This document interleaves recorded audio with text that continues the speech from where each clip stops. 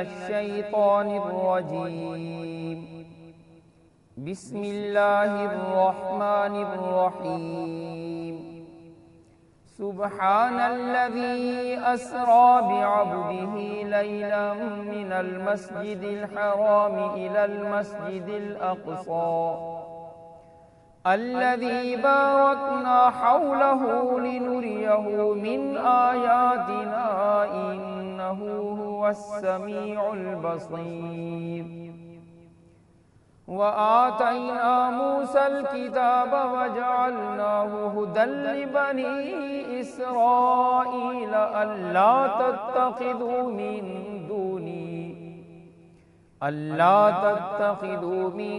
دوني وكيلا ذرية من حملنا مع نوح إنه كان عبدا شكورا صدق الله العظيم رب اشرح لي صدري ويسر لي أمري واحلل عقدة من لساني يفقهوا قولي محترم ناظرین السلام علیکم ورحمۃ اللہ وبرکاتہ۔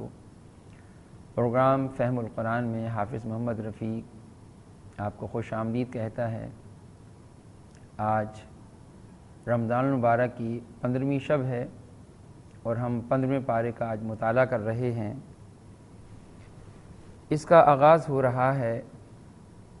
سبحان الذی اسری بعبدہ، پاک ہے وہ ذات جو لے گئی اپنے بندے کو رات کے ایک حصے میں مسجد حرام سے مسجد اقصیٰ تک۔ وہ مسجد اقصیٰ کہ ہم نے برکتیں رکھ دیں اس کے آس پاس تاکہ ہم دکھائیں اسے اپنی نشانیوں میں سے۔ یہ پہلی آیت کے اندر یہ واقعہ معراج کی طرف اشارہ ہے۔ اس کے دو حصے ہیں، ایک اس کا زمینی سفر ہے اور ایک اس کا آسمانی سفر ہے۔ حضرت جبریل علیہ السلام آپ کو براق پر بیت اللہ سے مسجد حرام سے مسجد اقصیٰ لے گئے، اور اس میں گویا کہ یہ اشارہ بھی ہے کہ اب تک تو یہ دونوں جگہیں یہ ان لوگوں کے پاس ہے کہ جو اللہ کے نافرمان ہیں، وہ قریش ہوں، انہوں نے اس کے اندر بھی بت پرستی کا عمل شروع کر رکھا ہے، یا وہ یہود ہوں، وہ بھی اللہ کے باغی بن چکے ہیں۔ گویا کہ حضرت عیسیٰ علیہ السلام کے بعد وہ غیر مسلم قرار دیے جا چکے ہیں، انہوں نے اللہ کے پیغمبر کا انکار کر دیا۔ تو گویا کہ یہ دونوں چیزیں اب اللہ تعالیٰ نبی اکرم صلی اللہ علیہ وسلم کے حوالے کرنے والے ہیں کہ اصل ان کے یہی محافظ اور امین ہیں، اور پھر دنیا کو ان کی برکات سے متمتع فرمائیں گے۔ اس میں کوئی شک نہیں ہے کہ یہاں پر تو صرف سرسری تذکرہ ہے، اور جو آسمانی سفر ہے، آسمانی معراج ہے، اس کا ذکر سورہ نجم میں آتا ہے، اور باقی اس کی جو تفاصیل ہیں وہ احادیث صحیحہ کے اندر آئی ہیں، اور یہ اللہ کے پیارے پیغمبروں کو اللہ تعالیٰ مشاہدہ کراتے رہتے ہیں۔ ابراہیم علیہ السلام کے حوالے سے بھی آیا ہے کہ جب انہوں نے سوال کیا کہ یا اللہ آپ کس طرح مردوں کو زندہ کریں گے، اور پھر انہی کے الفاظ آتے ہیں یا اللہ یہ اس لیے میں پوچھ رہا ہوں کہ اس میں میرے دل کا اطمینان ہو، یقین ہو۔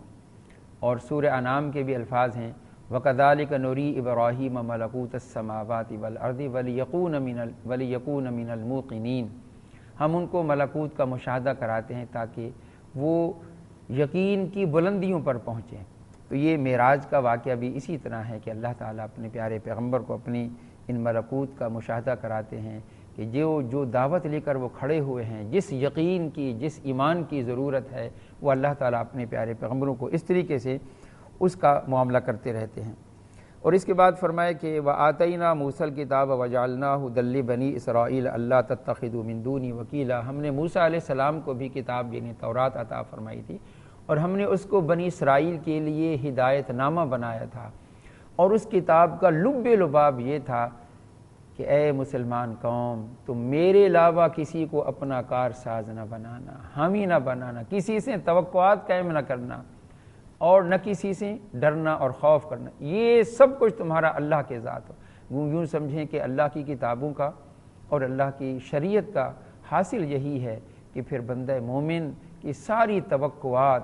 سارا اعتماد، سارا بھروسہ اللہ کی ذات پر ہو جائے، اور پھر جس طرح حدیث پاک کے الفاظ آتے ہیں انا عند ظن عبدی بی، میں پھر بندے کے ساتھ وہی معاملہ کرتا ہوں جس طرح وہ میرے بارے میں گمان کرتا ہے۔ اس کے بعد خاص طور پر ان کو یاد دلایا جا رہا ہے کہ اے ان لوگوں کی اولاد کے جن کو ہم نے حضرت نوح علیہ السلام کے ساتھ کشتی پر سوار کیا تھا، اور میرا نوح علیہ السلام بندہ عبدن شکورا، بڑا قدردان شکر گزار بندہ تھا، اللہ تعالیٰ کو راضی کرنے والا، اللہ کی ماننے والا تھا، اب تم بھول چکے ہو اس مرحلہ کو کہ ان کی قوم پر اللہ کا عذاب کیوں آیا۔ یہ گویا کہ یاد دہانی ہے اہل کتاب کے لیے بھی اور ہمارے لیے۔ محترم ناظرین، بریک کا وقت ہو چکا ہے، بریک کے بعد انشاءاللہ ہم دوبارہ اپنے اس مطالعے کو جاری رکھیں گے۔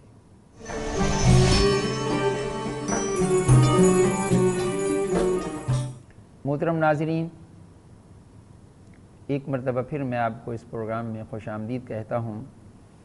آگے قرآن مجید کے جو الفاظ آ رہے ہیں، فرمایا کہ ہم نے بنی اسرائیل کو پہلے بتا دیا تھا کتاب میں کہ تم زمین میں فساد برپا کرو گے 2 مرتبہ، اور تم بڑی سرکشی کرو گے۔ اور جس طرح کہ انجیل سے پتہ چلتا ہے کہ اللہ کے پیغمبر داؤد علیہ السلام اور پیغمبروں کو بتا دیا تھا کہ جو روش تمہاری ہے اس کا انجام بہت ہی خطرناک ہے، کہ تم اللہ تعالیٰ کے دین کے ساتھ، اللہ کی شریعت کے ساتھ، اللہ کی پیغمبروں کے ساتھ کہ جو ایک تماشا کر رہے ہو، اللہ تعالیٰ تمہیں ڈھیل تو دیتے ہیں۔ اور پھر اس کے بعد فرمایا کہ جب اس میں سے پہلا وعدہ آیا تو ہم نے تم پر اپنے وہ بندے مسلط کیے جو انتہائی طاقتور تھے، جنگجو تھے، پھر وہ گھروں کے اندر داخل ہو گئے۔ وَكَانَ وَعْدًا مَفْعُولًا، اور یہ وعدہ تھا جو پورا کیا جانے والا تھا اور پورا ہو کر رہا۔ یہ اشارہ ہے حضرت عیسیٰ علیہ السلام سے پہلے تقریباً 600 سال، پونے 600 سال پہلے، کہ جب انہوں نے اللہ تعالیٰ کی دین کے ساتھ بغاوت کا معاملہ کیا، غداری اور بے وفائی کا معاملہ کیا ہے اہل کتاب یہود نے، تو اللہ نے پھر عراق کے بادشاہ بابل سے نبوکدنضر کو بھیجا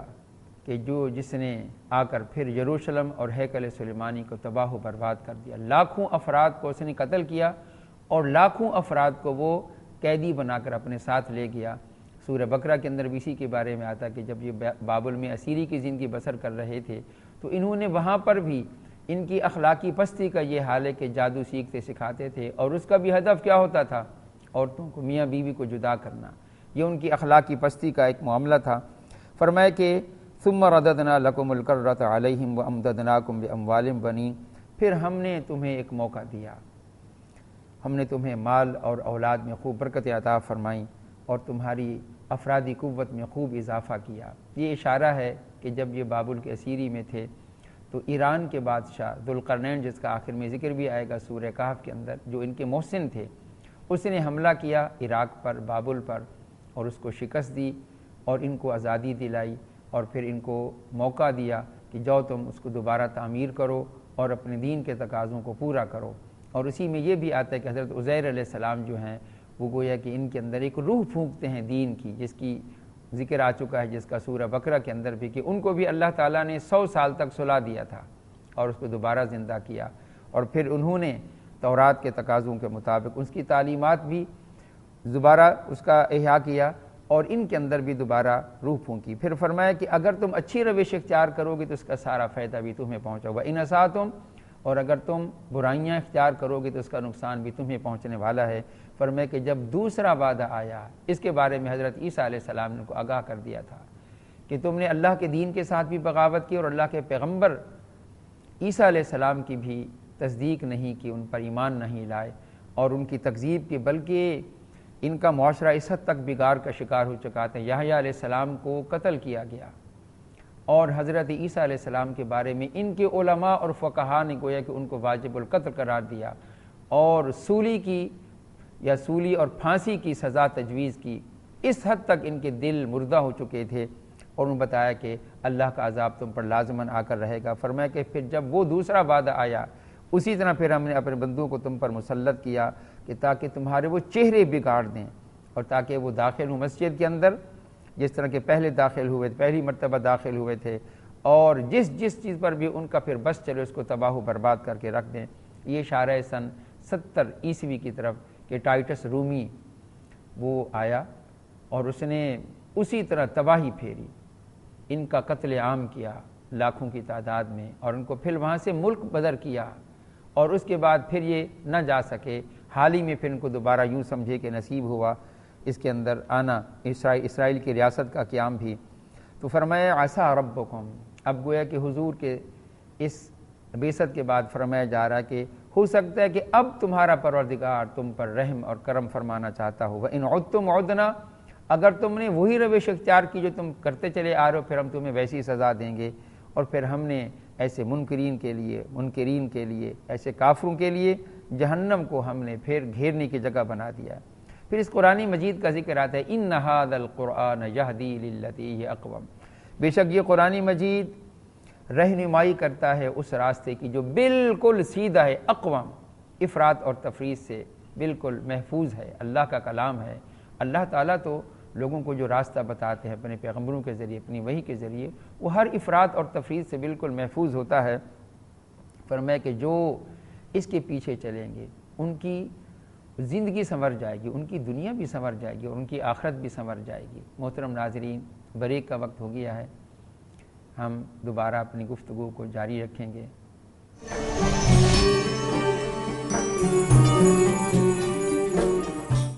محترم ناظرین، ایک مرتبہ پھر میں آپ کو اس پروگرام میں خوش آمدید کہتا ہوں۔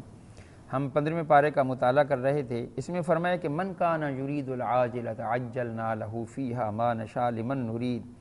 جو شخص بھی اس دنیا اور اس کے ساز و سامان کا طالب ہے، ہم اس کو اسی دنیا میں فوری دے دیتے ہیں جتنا ہم چاہتے ہیں اور جس کے لیے ہم چاہتے ہیں، اور پھر اس کا کوئی حصہ آخرت کے اندر نہیں ہوتا، جہنم ہی اس کا پھر مقدر ہوتا ہے، جس کے اندر وہ ذلیل و خوار ہو کر اور ہر چیز سے محروم کر کے داخل کیا جائے گا۔ اور ومن اراد الآخرۃ، اور جو شخص آخرت کا طالب ہے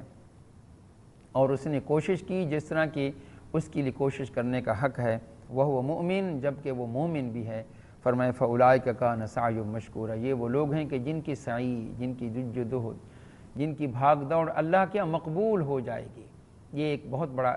اہم پہلو ہے کہ جس کی طرف توجہ، ویسے بھی یہ مضمون تو پہلے بھی ہم پڑھ چکے ہیں کہ جو دنیا کے طالب ہیں ہم ان کے ساتھ کیا معاملہ کرتے ہیں، لیکن ایسا نہیں ہے کہ جو دنیا کے طالب ہوں اللہ تعالیٰ ان کو دنیا سے محروم کرے، نہیں، دنیا میں دیتا ہے، اور آخرت کے طالب ان کو بھی دنیا کے اندر بھی اللہ تعالیٰ محروم نہیں کرتا، کسی کا محتاج نہیں کرتا، لیکن یہ کہ وہ خوش نصیب ہیں۔ یہ ہم پہلے بھی پڑھ چکے ہیں کہ کچھ لوگ ایسے ہیں کہ جو حج پر بھی جائیں گے تو وہاں پر دنیا مانگتے ہیں، جبکہ اللہ تعالیٰ سے دنیا بھی مانگو اور آخرت بھی مانگو، اسی کے اختیار میں ہے۔ اور اس کے بعد یوں سمجھیں کہ تورات کے جو 10 کمانڈمنٹس ہیں، احکام 10، اس کی تفصیل آ رہی ہے۔ یہ سورہ نحل کے اندر آیت آئی تھی کہ ان اللہ یأمر بالعدل والاحسان وایتاء ذی القربى، بے شک اللہ حکم دیتا ہے عدل کا، احسان کا، اور رشتہ داروں کو ان کے حقوق دینے کا۔ عدل یہ ہے کہ جو بھی اللہ نے کسی کے حق بنائے ہیں ان کو دینا چاہیے، اس میں کمی کوتاہی نہیں کرنی، کسی کا حق نہیں مارنا چاہیے۔ احسان یہ ہے کہ حق سے بڑھ کر دینا چاہیے اور اعلیٰ رویے کے ساتھ، عمدگی کے ساتھ دینا چاہیے۔ اور اسی طرح جن لوگوں کو اللہ تعالیٰ نے دنیا کے اندر مال و دولت دیا ہے، وہ ان پر یہ بھی ذمہ داری ہے کہ اپنے رشتہ داروں کے ساتھ، اپنے دوستوں کے ساتھ، انسانوں کے ساتھ ان کے حقوق کو ادا کریں، صلہ رحمی کا معاملہ خاص طور پر۔ اور اسی طرح فرمایا جن چیزوں سے اللہ نے منع کیا ہے وہ کیا ہے، وَيَنْهَا عَنِ الْفَحْشَاءِ وَالْمُنْكَرِ وَالْبَغْيِ، بے حیائی سے کہ جس میں سر فہرست بدکاری ہے، زنا کاری ہے اور اسی قبیل کے جو جرائم ہیں، اور منکر ہے کہ جس کو انسانی عقل اور انسانی فطرت اور اخلاق اور دین جس کو برا سمجھتا ہے، اور سرکشی یہ ہے کہ اللہ تعالیٰ کسی کو قوت اور طاقت دے، اقتدار دے، جوانی دے، اور پھر وہ اپنے زور پر ظلم اور زیادتی کرتا ہے، اپنے حق سے زیادہ لے اور لوگوں کو دبا کر رکھے، اس کا ناجائز فائدہ اٹھاتا ہے، اس سے منع اللہ تعالیٰ منع فرماتے ہیں۔ اور ان 2 رکوعوں کے اندر یہ پوری تفصیل آئی کہ فرمایا سب سے بڑا حق تو اللہ تعالیٰ کا ہے، اس کے ساتھ کسی کو شریک نہ ٹھہراؤ، پھر والدین کا حق ہے، اور یہ مقام پڑھنے والا ہے کہ اگر وہ بڑھاپے کی عمر کو پہنچ جائیں، ایک یا دونوں، ان کے سامنے اف نہ کہو، یہ بیزاری کا کلمہ ہے، اکتاہٹ کا کلمہ ہے، ان کو جھڑکو مت۔ یہ آج کی نوجوان نسل خاص طور پر دیکھے کہ ماں باپ کے اولاد پر کتنے احسانات، وہی ذریعہ بنے ہیں، لیکن پھر فرمایا کہ ان سے اگر بات کرو تو بڑی شرافت کے ساتھ، اکرام کے ساتھ، ادب و احترام کے ساتھ، اور ان کے سامنے آؤ تو عاجزی کے ساتھ، مہربانی کے ساتھ، تمہارے دل کے اندر ان کی محبت ہو، اور تم کچھ بھی کر لو تم ان کے حقوق ادا نہیں کر سکتے ہو۔ ماں باپ کے حقوق انسان زندگی بھر لگا رہے، کوئی اور کام نہ کری، خدمت کرتا رہے، فرمایا کہ نہیں، پھر آخر میں تم دعا کرو رب ارحمہما کما ربیانی صغیرا۔ اور اسی طرح فرمایا کہ اگر اللہ نے تمہیں مال و دولت دیا ہے تو اس حقوق ادا کرو، اور فضول خرچی نہیں بلکہ یہاں پر ہے تبذیر، بلا وجہ خرچ کرنا، لوگوں کو دکھانے کی نمود و نمائش کے لیے۔ فرمایا کہ جو لوگ اس طرح خرچ کرتے ہیں ان المبذرین کانوا اخوان الشیاطین، وہ تو شیطانوں کے بھائی ہیں۔ وہ گویا کہ ان کے دلوں کے اندر یہ ایک امنگ پیدا کرتے ہیں کہ جب انسان اس طریقے سے اپنی کمائی کو لٹائے گا، کچھ لوگ ہیں جن کے پاس کھانے کو کچھ نہیں ہے، اور یہ نمود و نمائش کے لیے، اپنی یوں سمجھیں کہ دنیا داری کے اظہار کے لیے اس طرح کے فنکشن کرتے ہیں، تو پھر اللہ تعالیٰ ان لوگوں کے اندر ایسے لوگ بھی پیدا کرتا ہے کہ جو پھر پسٹل پوائنٹ پر ان کو لوٹتے ہیں۔ اللہ فرمائے لقد جئتمونا کما خلقناکم اول مرہ، اب تم ہمارے پاس آگے جس طرح ہم نے تم کو پہلی مرتبہ پیدا کیا تھا، بل زعمتم ان نجعل لکم موعدا، تمہارا تو یہ خیال تھا کہ ہم تمہیں کبھی یہ اس پر جمع نہ کریں گے۔ فرمایا کہ جب ان کے سامنے ان کا نامہ اعمال رکھ دیا جائے گا فَتَرَ الْمُجْرِمِينَ مُشْفِقِينَ، پھر آپ دیکھیں گے کہ یہ مجرم لوگ تھر تھر کانپ رہے ہوں گے اس وجہ سے جو کچھ اس کے درج ہے۔ وَيَقُولُونَ يَا وَيْلَتَنَا مَا لِهَٰذَا الْكِتَابِ،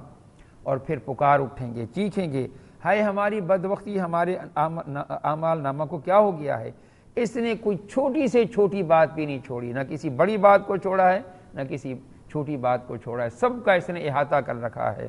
اور فرمایا کہ وَوَجَدُوا مَا عَمِلُوا حَاضِرًا، اور جو کچھ بھی ان لوگوں نے عمل کیے ہوں گے وہ سب کے سب اپنے سامنے پائیں گے، اور تمہارا پروردگار کسی ایک پر بھی رتی برابر ظلم کرنے والا نہیں ہے۔ محترم ناظرین، یہ مرحلہ ہم سب کو پیش آنا ہے اللہ کے سامنے، جو کچھ بھی ہم کر رہے ہیں وہ حساب کتاب ہمارا سامنے آ جائے گا، اور وہ لوگ کہ جو آخرت کو بھول چکے ہیں اور کس حسرت کے ساتھ کہیں گے کہ ہم نے تو اس کو بھلائے رکھا، ہمیں احساس ہی نہیں تھا،